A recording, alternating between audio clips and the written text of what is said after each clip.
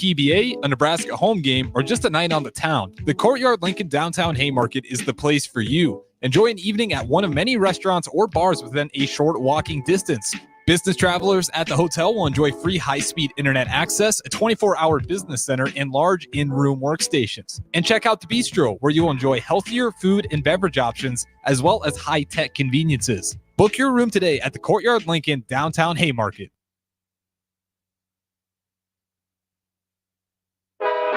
Live from the heart of Lincoln, America, welcome to Ticket Weeknights on 93.7 The Ticket and theticketfm.com.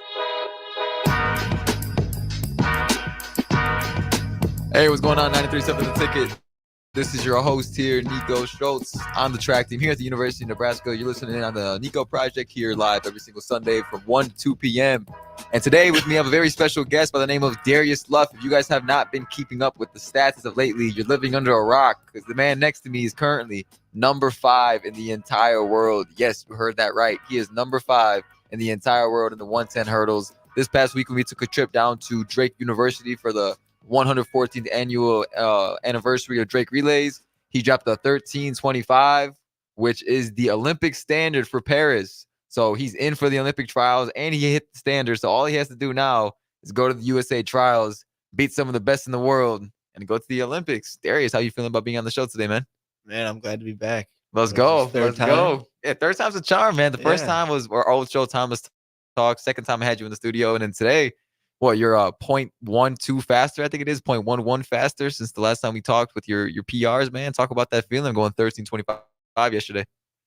I mean, man, I mean, obviously I have been thinking about I could go 13:2, and everyone thought I could, but I mean, in my head, I wanted to believe I could, but I didn't really know, like, dropping that much time off, especially going 13:4 so many times this year. Right. I figured I'd have to at least go into the 13:3s, but just to jump straight to the 13:2s, I was not expecting that at all. Man, what do you think it was? Do you think it was just the environment that day, or did you wake up and you're like, oh, yeah, I'm on one today? What was it? I mean, honestly, waking up, I did not feel that special. I did not feel great. My back was hurting from that bed. The hotel bed was not it. After that 4x1-2 the day before? Yeah. Yeah, but no, warming up, I didn't even feel that great in warm-ups or nothing like that. But yeah, I think just the level of competition.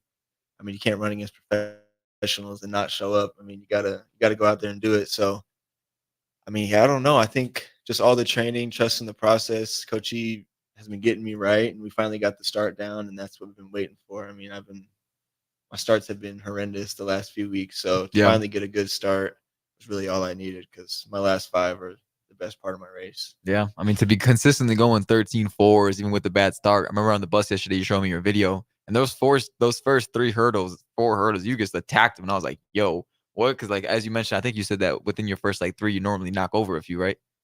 Yeah, I either knock down a few, or I'm just, like, it takes me a while to get going. Like, right. Even in, Arizona and Baylor, I wasn't up against, the highest level of competition. But I was, dead even with everybody in that. And then start. So, for someone like me, I should be a couple steps ahead by the first few hurdles, but that hasn't been happening. So for that to finally break through was perfect timing. You chose the right time for it to happen, bro. I mean, you got a lot on the line. You had the pro athletes against you, had all those fans in the stands, you had CBS watching, and then on top of that too, you had a $3,000 cash prize waiting for you at the end that you might not even be able to collect. I know, we're still trying to figure that out. Isn't that tragic? Texting Sinclair and Coach E this morning, we need to figure out if we can get that or not. Bro, no, you definitely got to figure that out. Emotion. What? I mean, think about it, bro. If you're a pro athlete, you show up to a meet and then you lose to a college kid. Because, I mean, sometimes, bro, that's their paycheck. When it comes to pro athletes, they're not eating that week. Yeah, they're not making money like that. They're not making money like that. They need that. And they need that bread, right? That's their whole month income. So if you're not getting it, they're not getting it. Who's taking that $3K? Drake? I'm wondering. Donation? Somebody's got to get it. It better be me if somebody's getting it. Man, and so I got to ask, so where's your head at now? Obviously, you had to reset your school record. And now you got Big Tens, regionals, nationals ahead of you. And you've been there so many times, but you've never been to an Olympic trials before. You know, what's going to be your mindset approaching Olympic trials and going against the best in the world there? Is it any different?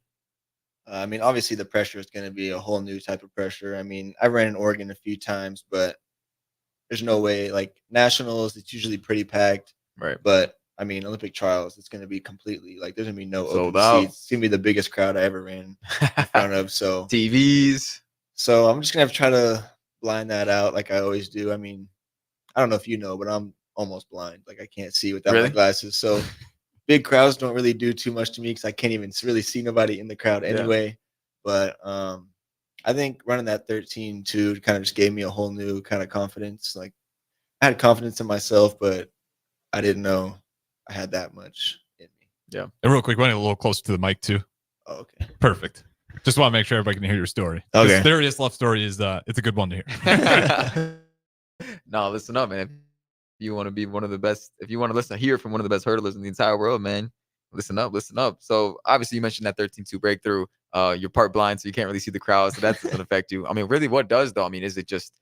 I mean, obviously, let's say the name Grant Holloway, Trey Cunningham. You know, the list goes on and on. But I mean, don't you think that those guys are probably looking at you like, damn, this dude just went 13.2? I mean, or do you think that they're not even thinking about it?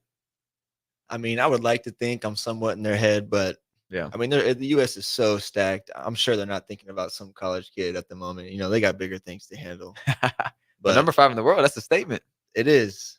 And even the Diamond League last night when they ran 13.25, I would have got third in the Diamond League 110 last night. So that definitely gives me a sense of confidence that no matter who I'm going up against, I have a chance. So I don't know. I'm just gonna have to do my thing. You know, I can't put too much pressure on it because that'll backfire. Can't put too much pressure on it, but yeah, I think I'm in a good position to run even faster here in the next few weeks. And by the time we roll around to trials and nationals, hopefully we're in that 13.1 range.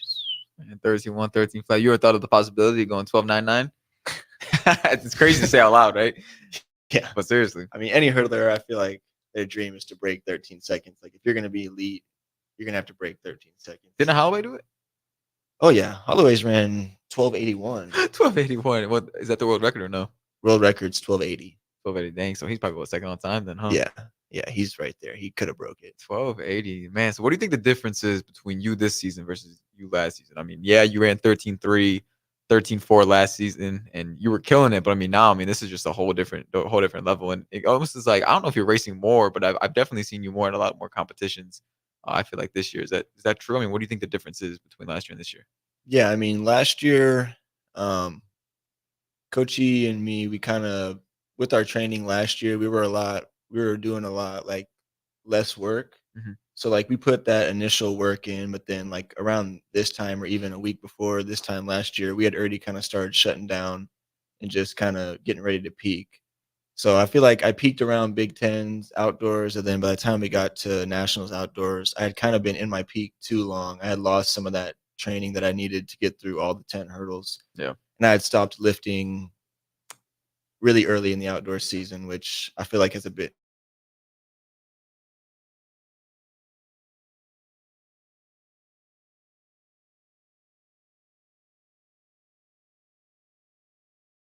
we're still running hard and it's obviously paying off. I feel like me and Coach before, I wasn't really healthy enough to get a whole training through to even know what we could do. So last year was kind of our first try at seeing how my body responded to his training and things like that. So this year we've kind of, before the season started and especially after how indoor ended, we had a talk. We sat down and talked about training, and I said that I want to train like pretty much all the way through Big Tens, like hard, especially since we're going to try to run trials. I can't peak too early in the season. So I think we're aiming our training more towards the trials and less towards like outdoor Big Tens, which I think obviously right now is paying off. So, and I'm not even in my peak. I'm still training super hard and lifting twice a week, super heavy. So we haven't even hit the peak yet. That was just a PR while legs are still dead and all that. So I think we finally got the training down. He knows exactly what my body needs, and I'm taking a lot better care of my body. Creatine, I feel like, has been a big thing for me this year. I've taken it in the past, but I always felt like I was heavy when I was taking creatine. But that was just because I feel like if you take creatine, you're not lifting, then obviously you're losing muscle and you're not going to feel as quick and as powerful. But if you're lifting consistent while taking the creatine, like I feel super light right now, and I feel the best, like training wise, I ever have. So I think a lot of things have just worked out. And after last year, we kind of just figured out what works best for me and my body. Right. I mean, if you look at last year, right? I mean, third indoors at nationals, sixth outdoors, and it's not like you had a bad year or anything like that, too. I mean, and you go fast forward to this year, right? You guys second team All American, you placed third at Big Tens, and then you go outdoors, right? And then 13 too, bam, fifth in the world. I mean, like last year, like you got off to a real hot start. I mean, you were killing it early on. Yeah. You got the outdoor nationals, and you were like, man, like that was a good performance, that was a good season. But like, I know I got more in me. And then this year, late start, and then bam, outdoors hits. I mean, like, how does that feel to have like such like a breakthrough like that too? Because I know like it gets scary, right? You're used to winning a lot, and then you take third at Big Tens, like dang, that was tough. You go to nationals, you get second team, you don't make it past the prelims, like dang, that was tough. Like, how are you able to mentally stay in that? I mean, was it Coach E and you having that meeting, or did you just kind of have like a self talk, like, yo, we gotta lock in? What was it? Yeah, I mean, me and Coach E kind of have a standard that we know we're supposed to be at. So all indoor season, I mean, it was a mental struggle trying to, because You were injured, or you were in a boot for a little bit? yeah, I I was forgot in a about boot that. for months. So trying to come back, we were kind of like just hoping by some kind of miracle that I could come back and still just win Big Tens. And realistically, I still could have, probably Right. should have. That's on me. But Hey, the flip was nice though. I hate to cut you off, but the flip you did was pretty nice. I kind of tried to take after you yesterday. It didn't really work like that though. Get all scarred up. but yeah, indoor season was an absolute struggle. I mean, it's not like I was doing bad in any of the meets. Like I was still competing well and placing, but for someone like me, once you've already won some things, like third place doesn't really feel like a Yeah. win at that point. Yeah. So You got a target on you. I just had to trust the process. I knew I wasn't running to my full capability, and I really didn't have any time to train like that because by the time I got back, we were already in like peak season for indoors. So like I didn't have time to get any stamina work in. I didn't really have any speed work because I was in a boot for 2 months. That was 2 months, bro. Like, What? yeah, it was tough. Indoor, I was definitely second guessing myself, and there were times where I'm like, dang, maybe I'm washed. I mean, maybe my last year was my time, and but as soon as indoor nationals was really like what got me going because going out there and everybody at nationals this year. I mean, I last year I had pretty much beat every single one of them at some place or another. So seeing everybody that you know the year before that you've beat, and you know that deep down you're better than them, and then you're not even making the final and running a time that I ran my freshman year. I mean, that was after that race, I went back to my hotel and didn't leave the room. I didn't want to Really? see anybody. I didn't want to talk to nobody. It was just a struggle. I knew I just needed some more training, and me and Coach E at Indoor Nationals talked about what we got to do. And I told him because originally we wanted to run like 2 or 3 outdoor meets and not go to every single one, but we've kind of figured out that with me training, I run a lot better when I have that rhythm of running races every week. Right. So I might be able to stay home and get the training and not run a certain meet, but then I kind of lose that rhythm of running the 10 hurdles in a race. So that's why you've probably seen me run more meets this year than last year, even because I'm just getting that rhythm back. And obviously, I need all the reps I can get. But um, yeah, when I came back from indoor nationals, those 2 months of training, I was going hard. Like I was doing everything possible. I was going to practice, running myself to damn near throwing up, lifting with the team, and then going home and doing my own lifting, trying to eat Snap. right. You were lifting twice? Yeah. What? I could not let outdoor go how indoor went. Dang. I could not let myself go out like that again. Bro. I was putting in work, and thank God I've been able to stay healthy and stuff like that this outdoor season. But yeah, I just had to go back, put my head down, and put in the work because there was nothing else I could do besides. I just had to put in that work. It was the only way I was going to get back to where I am now.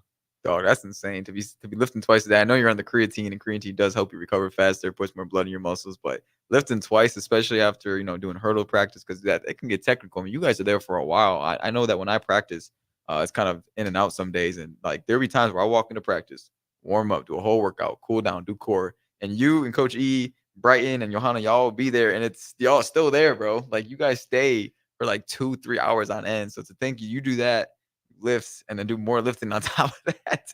I mean, it makes sense as to why where you are today. Um, Damn, that's crazy, bro. I gotta start lifting twice, bro. I'm like, that makes me rethink. Like, dang, am I doing enough? Jeez, but Nah. a core moment or a memory that I have too, because I can relate to kind of what you felt, different levels, but like indoors, right? for me personally, I was ranked like 4 or 5 in the 8. And I'm like, bro, we need 8 points, or we need some type of points in the 8 in order to win Big Tens.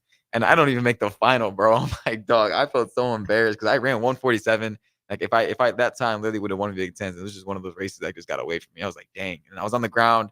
I was feeling sorry for myself. I was down bad. I was just like, dog, like I didn't want to leave the room either. But then you came up when I was at the track and you were like, yo, bro, like you're going to get them back next year. Like, don't even trip. Like, remember my story? And I remember you from last year because I made you that edit. Remember the edit I made you? Yeah. I made you that edit of where like you got DQ'd in the final because of that false start situation. And then bam, you won indoor, you won outdoor, you went to Natty's, All-American. I'm like, dang. So like now I'm in that get back era now. Like now I'm like, let's go. So keep on inspiring, bro, because you're not just inspiring like the family and the people watching too, because you inspiring the teammates. Like when people ask, or like if you go to meets, like a lot of people like, yo, like y'all have a tough hurdler. Like you're known as a guy in the hurdle that like people are scared of. I don't know if you know that, but like I literally got like dudes down in Arkansas and all over the country that were like, yo, y'all got a tough hurdler. Like Darius, like that dude's come all the time. But hey, we're gonna go ahead and send this one a break here. We're gonna touch back on more about Darius Love outside of the track. This was Niko Schultz on the what's the show called? The Niko Project. Yes, the Niko Project. See y'all soon. Where will your path take you, traveler? To seek fortune in a new career, or on a journey to distant lands for a well-deserved vacation? Wherever you go, one distraction could spell disaster. You can change your fate, adventurer. Don't drive distracted. Paid for by the NDOT Highway Safety Office. If you're a homeowner or a business owner, you have a lot of projects, and no one has an unlimited budget or time. Sunbelt Rentals makes all jobs less stressful with no need to purchase large equipment or hire a crew. You can do it yourself with rentals and everything from aerators and power rakes for spring yard work to stump grinders, concrete mixers, tile saws, and more. Check out their inventory in Lincoln, north of Cornhusker Highway on 56th Street, or online at sunbeltrentals.com. Hey, Husker Nation, Matt Davison here with 1890.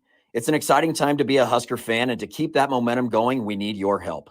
Nebraska has always been a leader in college athletics, and we're doing the same through name, image, and likeness. NIL is a unique opportunity for every Husker fan to have a direct impact on the success of our programs. Through 1890, 100% of your contribution goes to the student athletes. So go to 1890nebraska.com, choose your sport, become a member, and help the Huskers recruit and retain the best. Go Big Red. Go Hog Wild Pit Barbecue. If the week's been too hectic to even think about dinner, or your family can't handle one more night of leftovers, then it's time to let Hog Wild do the cooking. Hog Wild's family packs are one heck of a good deal for a complete barbecue meal loaded with all the smoked meats, tasty sides, buns, and sauces you need to feed your family. Order online at GoHogWild.com. Hog Wild Pit Barbecue, 3210 Cornhusker Highway in Lincoln. But don't be late, we close at 8. The need in our community, if you just look at the numbers, it's frightening. We're serving over 1,000 kids every day.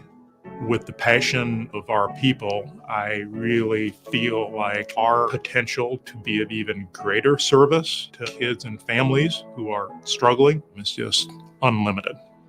But in order to have the greatest impact, we need all the help we can get from the community.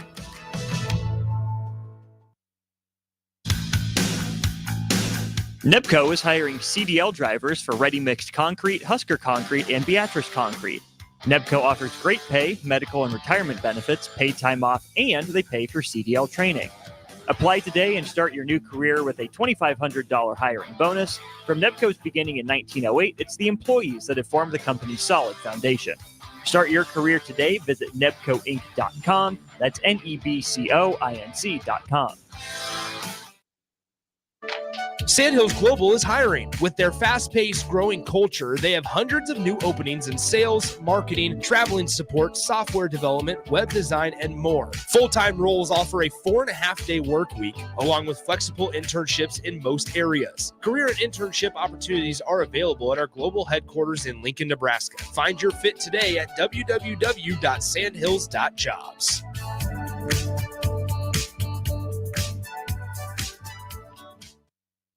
This is Coach Bill Bush. You all know my passion for Nebraska. Having coached all over the country, I can honestly say there is no place like Nebraska. You know where there's also no place like? Midwest Bank. Midwest Bank has proudly served Nebraska for over 70 years, and they're located in 9 different communities. Midwest Bank is ready, willing, and able to meet all your personal, business, and agriculture needs. Your community, your bank, and mine, Midwest Bank. Find out more at Midwest Bank. Member FDIC.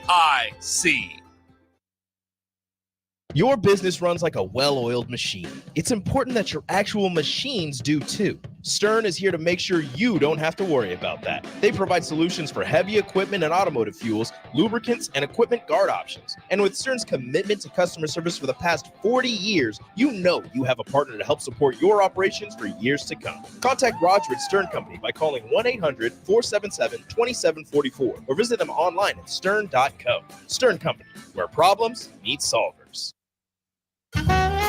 The Mill Coffee and Tea, formerly with only 4 Lincoln locations. Guess what? What? There's 5 Lincoln locations now. Oh my gosh. That's 25% more Lincoln locations than there used to be. Can you even imagine a world where there's only 4 Lincoln Mill locations? Feels like ages ago. We were all so young then. The Mill on 11th, located right alongside 93.7 The Ticket Studios, 1040 O Street.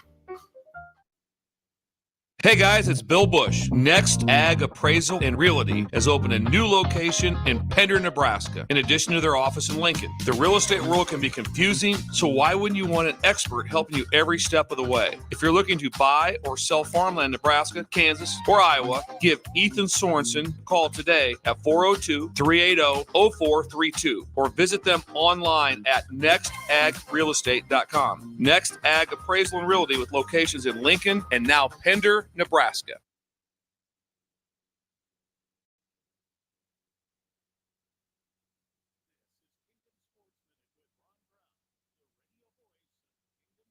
Back to the Ticket weeknights on 93.7 The Ticket and theticketfm.com.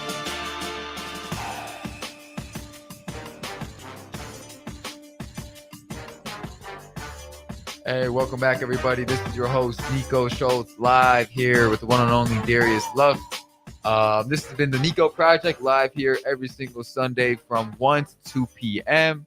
And this past weekend, we took a trip down to Drake Relays up at Drake University, where Darius Luff, to my left, ran the number 5 time in the entire world this upcoming season, 13:25, reset his school record. And today I got him in the studio, talking a little bit about what it's like, being ranked as one of the best in the world, breaking a school record, and where his head's at for this upcoming Olympic trials. So if you want to go ahead and, watch that segment, we're going to go back to that. But I want to know more about Darius Snow off the track, man. Darius is known for his kicked back, laid back style of doing things. Every time I talk to this man, it's rarely about track, honestly. It's just about, video games or different stuff like that, just kicking it. And so I gotta ask, Darius, where'd you get that laid back style of yours? Like was it growing up? You're just a fan of the video games? Really, what was it? I mean, you were super good at track. You know what it's like to grind, but then you also know what it's like to kick back and chill. I mean, where do you get that from?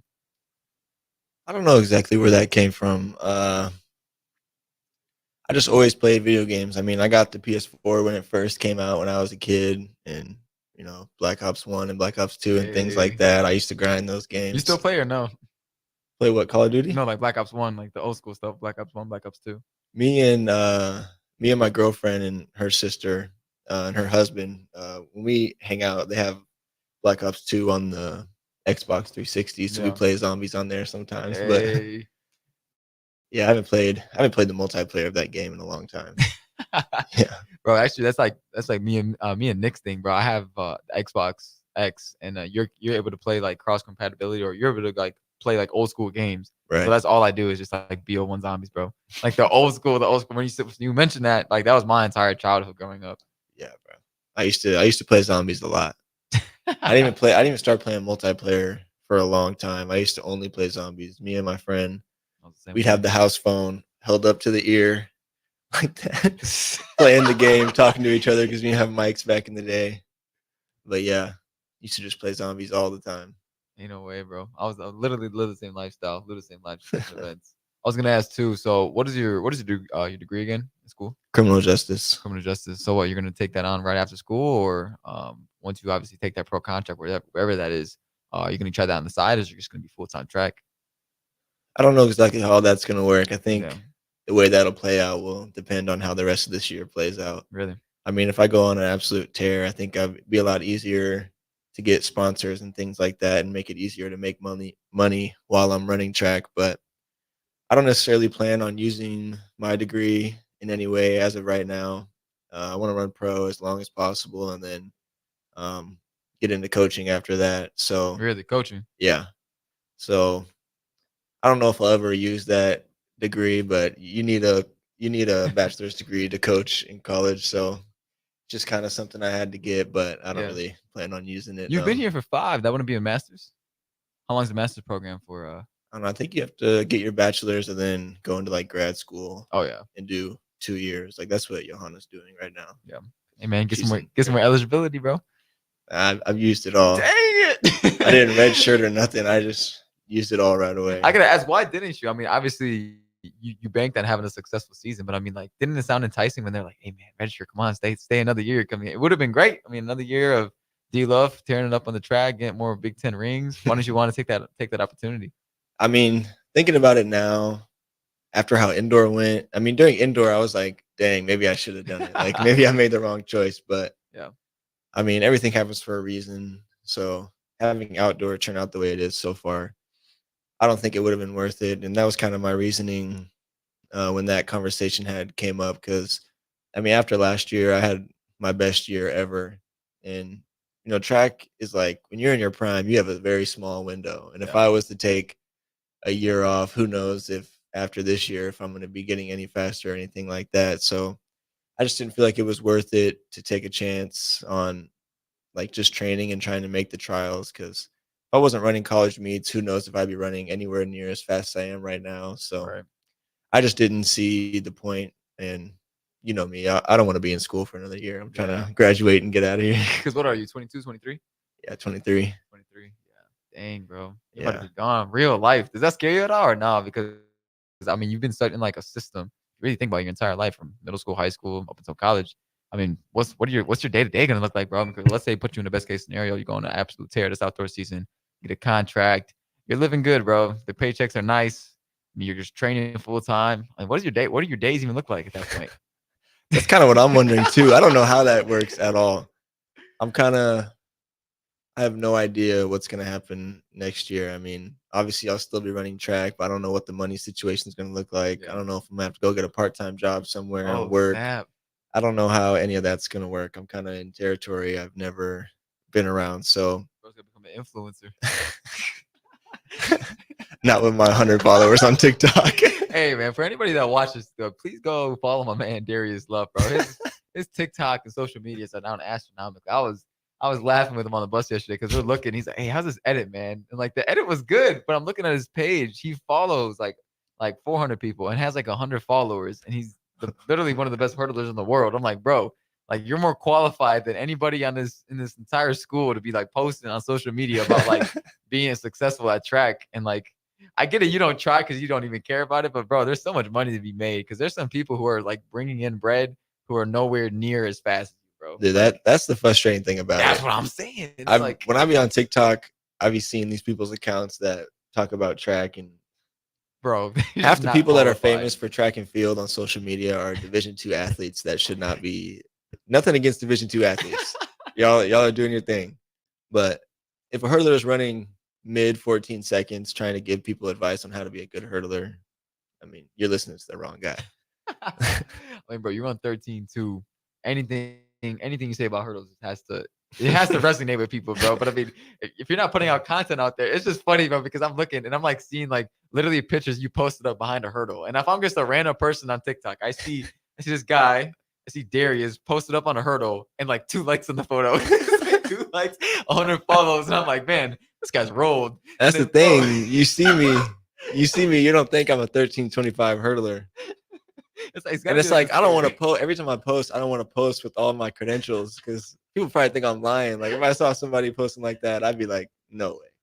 No. So I don't know. Here's what you got to do. You got to get it in with Jack Coyle, our media guy, bro. Bro, guess he posted me 6 times, bro, within these past 2 days. Right. No, you've been getting that media coverage. Bro, I like literally he posted another one today, bro. And I'm like texting Nick. I'm like, dog, there's no way there was another post, bro. Like, yeah, it's been crazy. And like, I don't know, bro. You get it in with him, bro, you're gonna be everywhere. And you don't even gotta try. You can just screen record his post and then post it onto your socials, and everyone in the comments like, yo, you're cold.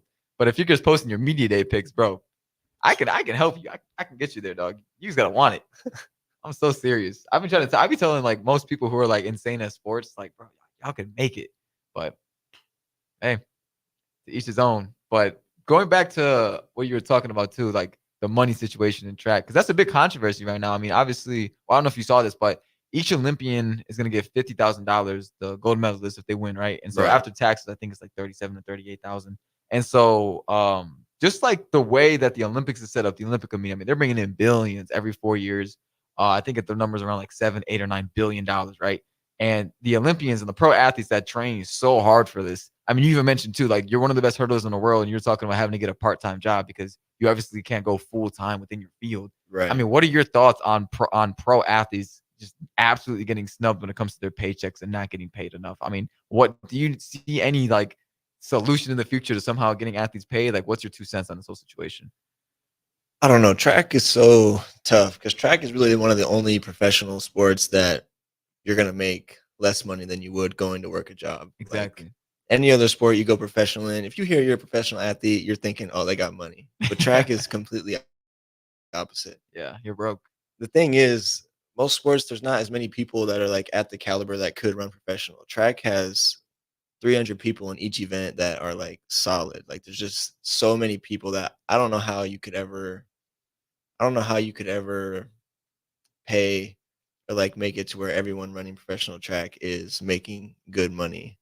There's just too many athletes doing it to make that happen. But I don't know. I definitely think like the Diamond League and especially the Olympics, like I feel like you should make a lot more money if you're the best person in your event in the world. Like 50,000, that's like half a year's salary, bro. Like you could go work construction and make that. You can make more than that. Like that's not nothing. I mean, for one race, that is a good amount, but I don't think what people see is people watch the Olympics and watch the trials and watch the Diamond League, and the people look like they probably have a lot of money, and some of them probably do just because the simple fact of social media. Yeah. But a lot of them are struggling. Like Johanna was telling me a couple weeks ago how she read Sydney McLaughlin's book or whatever, and she had just set the world record and won the Olympics or whatever. But after that, she went straight to McDonald's, and that was her meal after her race. What? It's like I don't think that people realize like we don't have the luxury of like those nice meals and things like that when we're out. Like fast food is kind of what you got to go with unless you make that money on social media. So most of like those people you see that are working so hard for so long, they're not making a lot of money. Like I just seen a guy that's professional in the 100 on Instagram. He showed the receipts of how much money he's made in the last 2 years running professional. How much? $2,000. I think I saw that same one, bro. The check was like delayed or something. Yeah. He won. He got the check like 2 years later. That's another thing, bro. Even if you do win those, like you win those meets and you get that money, you're not getting that money for almost a year. Oh wow. Like it's not like that's direct deposit as soon as you cross the finish line. Like it takes months and months to even get any money that you win at meets. So like if you're down bad and you win a meet and you just won $10,000 but you got zero in your bank account, you're not going to see that for a long time. Like you're going to have to figure something out. So it's just track and field is just a tough sport to be in to run professional. I mean, what even keeps us going? Because I do question this a lot because some days like this past weekend, like dang, that was fun. Like I'm glad I do this sport. And there's other days like I don't even want to do this stuff no more because if you think about it, financially you're screwed. Mm-hmm. You're beating up your body every single day. You especially, you know this. I mean, dude, your hips and your ankles, like you're taking a lot of force every single time you take a step in the ground. I mean, what keeps you going when it comes to wanting to go professional? Is being the best at it? I mean, yeah. I mean, for me, I feel like it's a little different. I can't quite fully understand everybody that's trying to be professional. I mean, if you haven't even like won a Big Ten title, you're not like competing on a national level. The people that are still trying to go professional after like careers like that, they're just a different breed. They just must love the sport because I wouldn't be able to keep going. But even I feel like all track athletes, we all got something that's not completely connected in our head That's because not right. there's a whole lot of there's not a whole lot that we can benefit from running track like in reality. Yeah. But I mean, it is just something like some days you want to quit and then but when you do win, that's like you're high on life for like the next week and like Yeah. nothing can match that. Like after a good race, when you're feeling yourself, you see all those posts on social media and you're like, damn, it all came together. Like nothing beats that feeling. There's nothing you can do that'll beat that feeling. So it's like if you're able to get some of those feelings, then it is addictive and you want to keep going. But I don't know. A lot of people work so hard for so long and never get any of those feelings. Like some people never PR after high school, and some people are injured and they keep struggling and they're still working and working just for a PR. Like those people just love the sport and they're a different breed. Like I don't know how they do it. Yeah, I don't know either. I couldn't even tell you my reason. I'm gonna be honest with you, bro. Like it is just ridiculously painful. Like there's so many workouts that you're just like you just want to die. Like and there's so many races that are just go so completely wrong. And then like you mentioned, like that one race, you're like, yo, like that was fire. Like I want to do that again, right? And you keep on trying to just like chase that same feeling.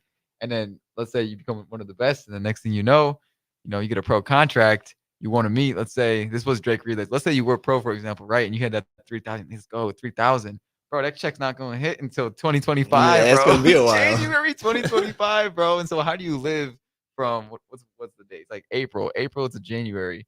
You're banking on money that it's going to be up in the air. It basically doesn't even exist. Yeah, see, that's what I don't understand. I'm gonna have to start getting in touch with some professional athletes and see how they're doing it or how they're making it work. Because to me, I don't understand how it's working. I don't understand how they're living life. Like, especially if you don't have an agent or somebody that's like helping you take those flights or like people Yeah. helping you pay to even like. Because if you're professional, you're gonna have to run overseas or in other states at some point. Pay your coach. And like we travel with the team and it's like, oh yeah, we're traveling, this sucks, but like it costs so much money to travel. Yeah. And that's let alone like your rent, all the other stuff you gotta pay to live, and you're struggling just to even be able to get to that meet. Yeah. And for some professional athletes, you could put in all that work, all that money to get to that one meet, and then you have a day where everything goes wrong. Like I don't understand mentally how you can stay locked in with that. That would be so tough. Oh no, I'm crashing out. That's why, I'm just like, don't even want to go pro after this. Like, I don't know. My mom tried to mention it. She's like, yeah, if you go pro, like, you should try to go with Nike or something. I'm like, I don't know, ma. Like, we'll see if that even happens. Cause like, I don't even know if I want that. Like, Yeah. but then like too, like once you're like a grown man, bro, it's like you roll the spikes up and like you're not him no more, right? It's like dang, like now you're just an average Joe going to work every day, eat food, not running, and it's just like I'm not ready for that life. right. I'm just not ready for that, right? So it's like, you know what, let's just like eat McDonald's for a little bit longer, see how long we could take it, and just like, yeah, that's how I see it. But this is a good time to go ahead and send us the break. So we'll see you here on the next segment. We're gonna talk more about this pro athlete lifestyle. Where will your path take you, traveler? To seek fortune in a new career? Or on a journey to distant lands for a well-deserved vacation? Wherever you go, one distraction could spell disaster. You can change your fate, adventurer. Don't drive distracted. Paid for by the NDOT Highway Safety Office. If you're a homeowner or a business owner, you have a lot of projects, and no one has an unlimited budget or time. Sunbelt Rentals makes all jobs less stressful with no need to purchase large equipment or hire a crew. You can do it yourself with rentals and everything from aerators and power rakes for spring yard work to stump grinders, concrete mixers, tile saws, and more.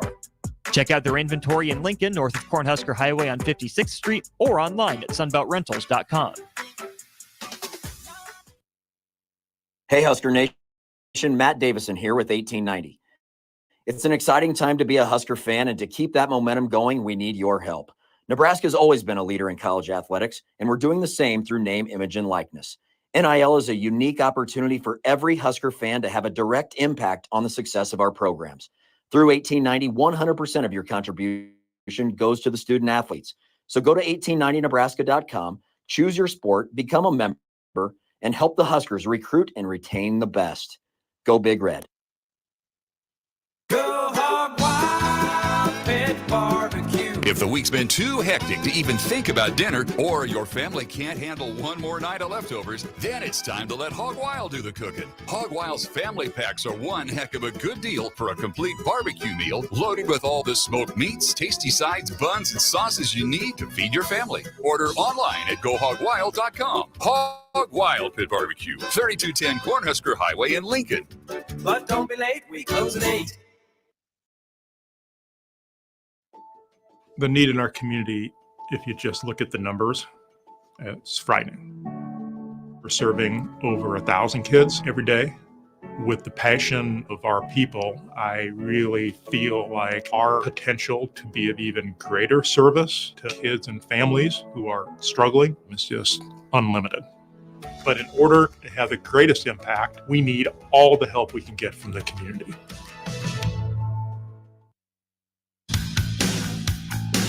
Nebco is hiring CDL drivers for ready-mixed concrete, Husker Concrete, and Beatrice Concrete. Nebco offers great pay, medical and retirement benefits, paid time off, and they pay for CDL training. Apply today and start your new career with a $2,500 hiring bonus. From Nebco's beginning in 1908, it's the employees that have formed the company's solid foundation. Start your career today. Visit nebcoinc.com. That's NEBCOINC.com. Sandhills Global is hiring. With their fast-paced, growing culture, they have hundreds of new openings in sales, marketing, traveling support, software development, web design, and more. Full-time roles offer a 4.5-day work week, along with flexible internships in most areas. Career and internship opportunities are available at our global headquarters in Lincoln, Nebraska. Find your fit today at www.sandhills.jobs.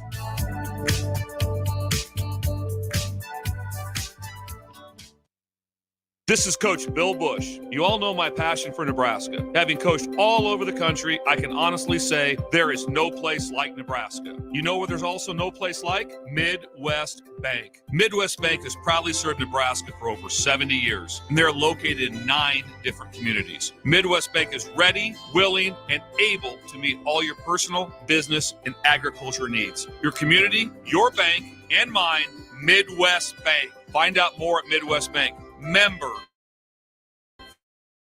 FDIC. Your business runs like a well-oiled machine. It's important that your actual machines do too. Stern is here to make sure you don't have to worry about that. They provide solutions for heavy equipment and automotive fuels, lubricants, and equipment guard options. And with Stern's commitment to customer service for the past 40 years, you know you have a partner to help support your operations for years to come. Contact Roger at Stern Company by calling 1-800-477-2744 or visit them online at stern.co. Stern Company, where problems meet solvers. The Mill Coffee and Tea, formerly with only 4 Lincoln locations. Guess what? What? There's 5 Lincoln locations now. Oh my gosh. That's 25% more Lincoln locations than there used to be. Can you even imagine a world where there's only 4 Lincoln Mill locations? Feels like ages ago. We were all so young then. The Mill on 11th, located right alongside 93.7 The Ticket Studios, 1040 O Street. Hey guys, it's Bill Bush. Next Ag Appraisal and Realty has opened a new location in Pender, Nebraska, in addition to their office in Lincoln. The real estate world can be confusing, so why wouldn't you want an expert helping you every step of the way? If you're looking to buy or sell farmland in Nebraska, Kansas, or Iowa, give Ethan Sorensen a call today at 402-380-0432 or visit them online at nextagrealestate.com. Next Ag Appraisal and Realty with locations in Lincoln and now Pender, Nebraska.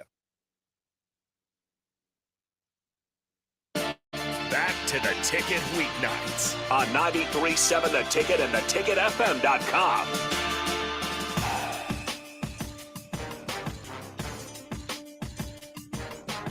Hey everybody, welcome back to the Niko Project, live here every single Sunday from 1 to 2 p.m. I'm your host, Niko Schultz, 800-meter runner on the University of Nebraska track team. And joining me today for this awesome podcast, we had the man himself, Darius Luff. Darius, as I mentioned before, 13:25 this past weekend in the 110 hurdles, number 5 in the world, school record, number 1 in the NCAA. The list goes on. And Darius, he has a one-way ticket to the Olympic trials this upcoming summer, June something like 21st to 28th, where he's going to be going against the best in the world for the hurdles for a chance to go to Paris for 2024 for the Olympics. And so throughout this podcast, we talked about a few variety of different topics. We talked about, what it took to get to that 13-2 mark. We talked about the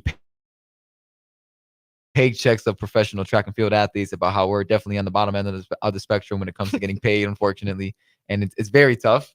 But I was actually, if we can pull up the live chat here, we actually had somebody mention something. It said, look at AAA baseball players. They play until their 30s and never make it to the big league. I mean, you got a point. AAA baseball players, I mean, he does have a point. I mean, but baseball too, I mean, even these AAA baseball players, right? If you look at it, they're on like a team setting, right? They're traveling, they get per diem. It's almost like college 2.0. With track, unless you're in a club, you're really out there on your own. You're on your own. A lot of professional athletes, I feel like, don't even have coaches like that. Like, I don't think so. They just, you got to do your own thing and try to make it happen all on your own. Like, yeah, I don't know. Like, even if you try to cut the cost, I mean, like really, what would you need? So obviously, let's say theoretically you didn't need a coach, right? You got somebody running your training. So that's like, let's say that's like $10,000 a year, right? And then you got need an agent. So like, let's say whatever your paychecks is, you probably that agent's probably taking like 20% or something, right? So you got 20% of every paycheck going to him, and then you got traveling costs. That's got to be in the 20s each year, and then you have, your food costs and cost of living. That's out the window, and like you have everything in between. So like, let's say you do get those bonuses where you win the track meets. Those aren't coming in until next year. And so basically you're running in debt, basically almost you're running for free in a sense. And so like at one point, does it just become outlandish to even become a pro athlete, even if you are one of the best in the world, as you mentioned before? Like what did you say? You said that even if you aren't a Big Ten champion or if you haven't done anything crazy, I mean, like what's even the point of becoming pro? You're just a diehard for the sport. Yeah, I don't know. And you gotta think, people even like that. People like, we're grown men at this point running professional. People have kids, and like families, like. They're not just college kids on their own. Like, people have families and kids and stuff that they got to take care of on top of that. Oh, no. Yeah, no, I don't know what I do. I mean, really, I don't. I mean, like, is there a mark? I mean, you probably already hit it, but is there a mark in your head that you'd have to hit to just be like, yeah, like I'm staying pro? I mean, like 13-2, I mean, obviously, like you already basically are pro, but I mean, like, is there like a mark where you're just like, yeah, this is like worth it? It's like 13-1. Is it 12? I mean, really, what is it to be like, okay, no matter what happens, I'm going to keep on running?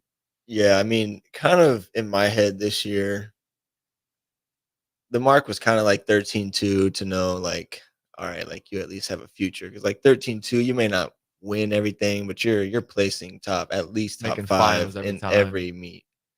But yeah, I mean, if I get down to 13-1 or even 13-0, I mean, that's legit. If you're running 13-1 and you decide not to try to run professionally, something's not right in your head. Like you got to go for it at that point. That's like running 10 flat and not trying to go pro in the 100. Oh, yeah. Like you gotta try. It's everything that goes into it too. I mean, so theoretically for your situation, right? When you go pro, would you want to stay in Lincoln? I mean, obviously you're from Lincoln, you're here, you had Coach E. Would that be the plan? Yeah, I mean, right now that's the plan. Next year, like, I mean, I'll be kind of living the life. I'm gonna be doing everything I want to do, minus the school, which is what I've always. He's gonna go to training table. He's gonna be kicking it with the team. So it'll still be like this year. Obviously, I won't travel with the team like I do now, and things like that. And one thing, like, some people, like, a training partner is very important when running professional, and that's one thing like I'm not gonna have next year, most likely, unless Coach E brings in some really good hurdler. Is Brighton leaving? Yeah, Brighton's going back home. He doesn't want to be here anymore. He's ready to go back to Jamaica. Man. But even like this year, me and Brighton really don't run together that much. So like that kind of just, especially this weekend, really proved to me that even with just Coach E being my coach and running by myself, I'm still able to PR and run faster and faster, because kind of being stuck at the 13-4s, I'm like, if I'm not running with anybody, I don't know if am I ever going to get any faster. But the training with me and Coach E, I feel like we just now got to the point where we're on the same page with everything and we know what works and what doesn't. I'd hate to go run for someone else and then have to adapt to their training program, and that probably be a year of running not so great, kind of getting used to what they're doing. Right. And that's just kind of wasting time at that point. Cause like I said, your prime is so little in track and field. Like you only have so many years that you're going to run fast. So I think as of right now, yeah, I'm going to stay with Coach E. Everything's working out. I mean, he knows what works. I know what works. And I'm able to stay in Lincoln with my family. I mean, it doesn't get much better than that. Yeah. In all reality too. I mean, this year you're 23 years old, taking a shot at the Olympics, right? And then you're going to finish this year up, and then for the 2028 Olympics, which I think is in Los Angeles, you're going to be 27, 26. I mean, that's still your prime. And then throughout that time too, you're going to have world championships, Diamond League championships, European championship. You're going to have all these different opportunities to get your name out there and showcase your talent. So, I mean, it's not like you're going to be bored. And yes, the prize money at these races, they could be fat too. It can. Like Diamond League, pretty sure first place in just a regular meet is 10,000. Seconds, that's decent. 6,500. Third is 3,500. Exactly. Even if you're fifth, you're still getting almost 1,750, and that's just for 1 week of a race. It's not horrible money. Yeah. And then obviously if the final Diamond League race, the prices are obviously a lot higher. First you get 30,000, things like that. So there's definitely money to be made there, but you got to kind of be. You got to be a dog. You got to be the top of the top. You got to be on one, bro. Yeah. You cannot be out there caught lacking. It's not like a college beat, bro. People are out there dropping insane times. Yeah, you got to be on it every week. You can't have a bad race and still win by a second. Yeah, no, I agree, man. Well, hey, Darius, thank you, man, so much for coming out to the show. This is funny how this even got going. You texted me yesterday, yo, you still do your show? And I'm like, yeah, you want to come on? You're like, yeah, let's do it. So that's as easy as that. So if any of my other teammates out there watching, man, who want to come on to the show, man, please let me know. But Darius, man, it's been a great show, man. 13-2-5 this past weekend. Congratulations. Keep on killing on the track. Wish you the best of the rest of the season. Hope to make it there with you at the Olympic trials. I'm trying to get there for my personal race in the 8. But yeah, thank y'all for watching, man. This has been the Niko Project, 1 to 2 p.m. with me and Darius Love. Peace.